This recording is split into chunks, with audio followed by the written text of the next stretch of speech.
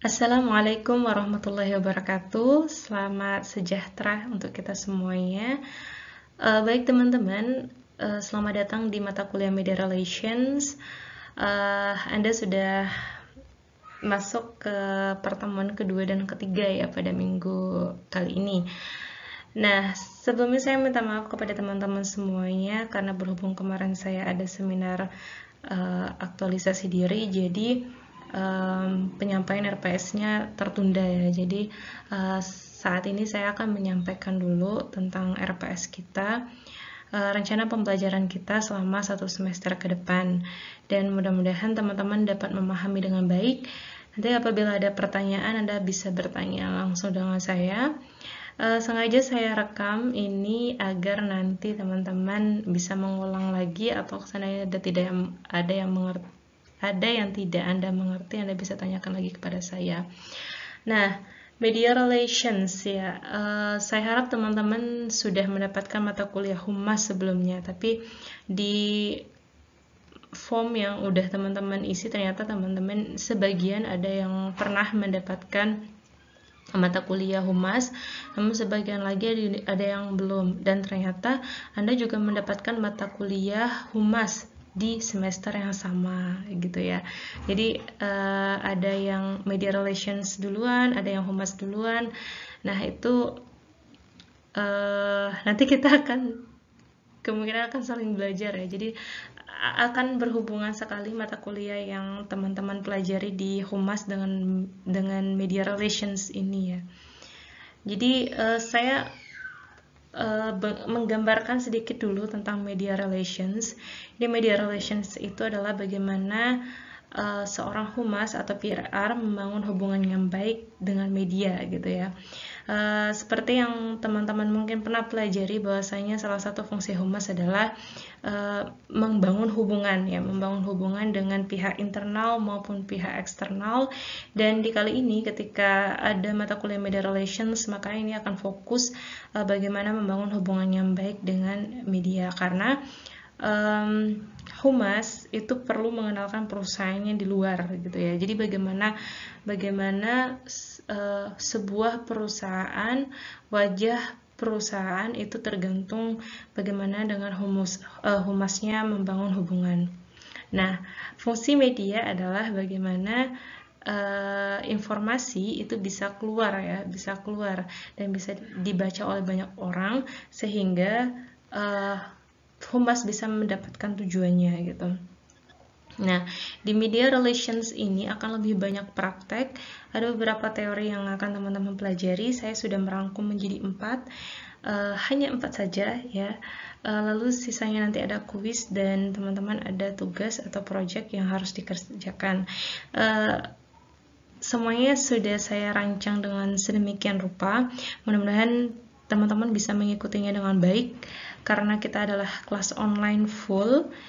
Tidak menutup kemungkinan nanti mungkin ada bias atau ada roaming atau mungkin ada noise ya, tapi mudah-mudahan bisa terminimalisir dan teman-teman bisa menuntaskan mata kuliah ini dengan baik gitu.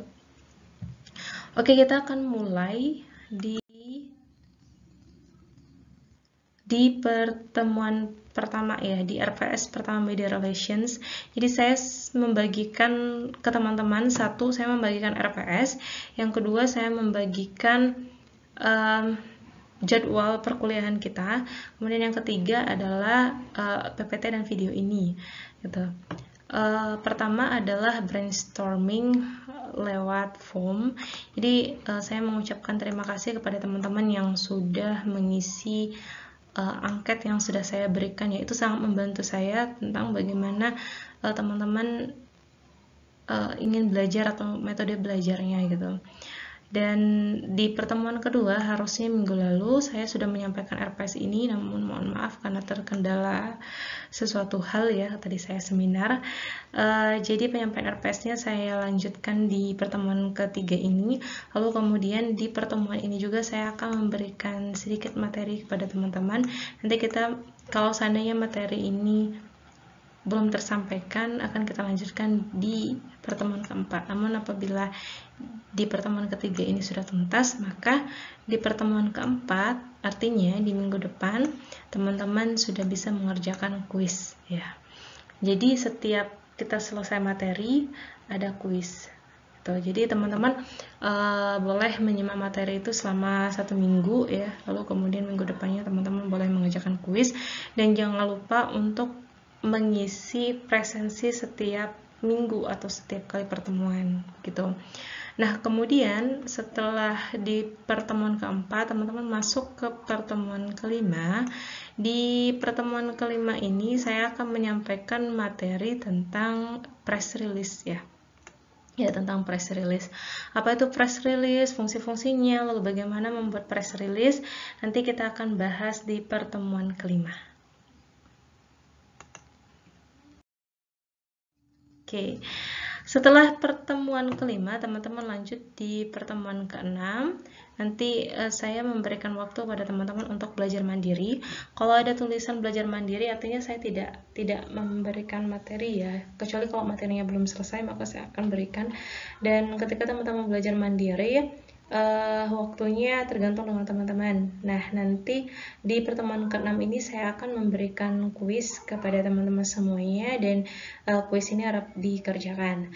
Jadi tadi di pertemuan ke-4 ada kuis, di pertemuan ke-6 juga ada kuis. Oke, di pertemuan ke-7 saya akan memberikan tugas individu kepada teman-teman semuanya.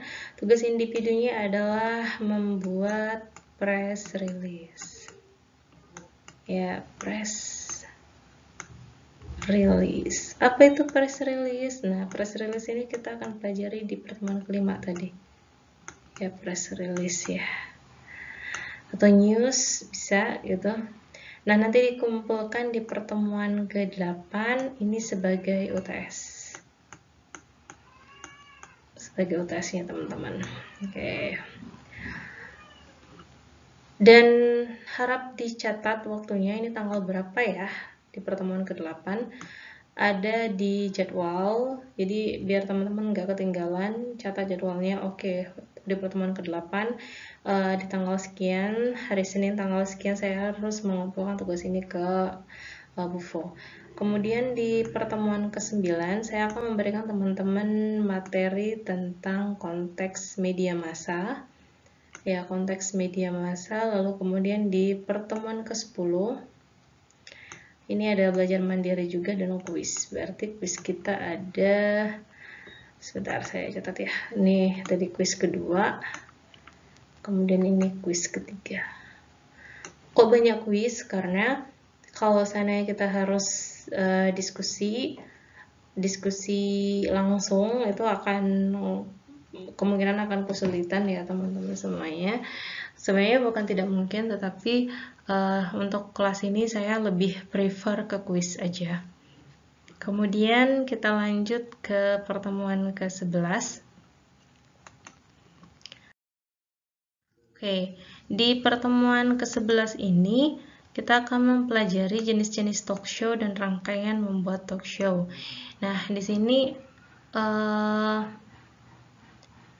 kita akan lebih banyak nonton ya. Jadi nanti di pertemuan ke-12 ini kita akan nonton. Dan teman-teman juga akan mengerjakan kuis yang keempat.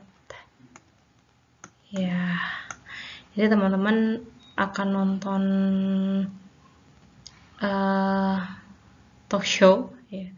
Saya akan memberikan beberapa talk show yang nantinya teman-teman bisa pelajari gitu. Kemudian di pertemuan ke-13,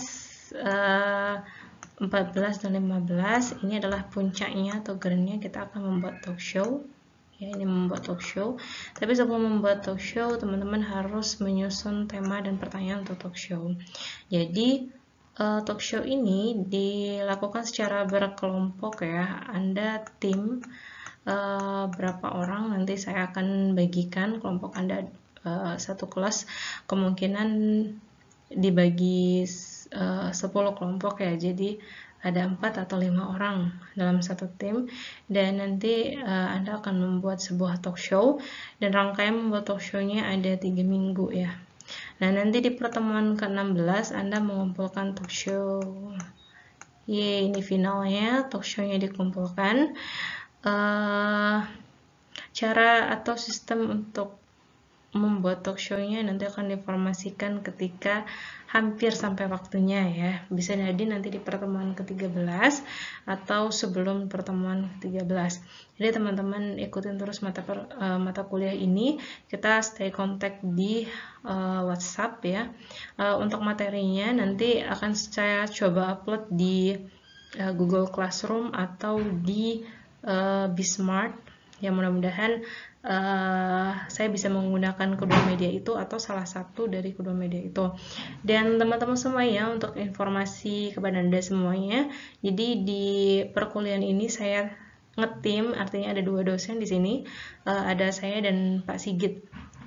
Nah, nanti kedepannya akan saya informasikan bagaimana sistem perkuliahannya, apakah nanti kelas A dengan saya, apakah kelas B dengan saya, dan sebaliknya gitu, ada yang dengan Pak Sigit, atau nanti pertengahan semester kita ganti ya, change, nanti akan diinformasikan selanjutnya setelah ada komunikasi gitu.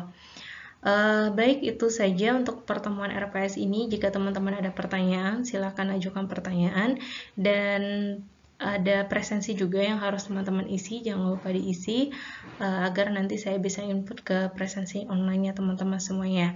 Baik, terima kasih atas hari ini. Terima kasih sudah menonton video ini. Semoga teman-teman bisa paham dengan apa yang telah saya sampaikan. Sukses untuk teman-teman semuanya. Semoga impian dan cita-citanya untuk mendapatkan IPK yang bagus, nilai yang bagus di mata kuliah ini bisa terwujud. Nggih.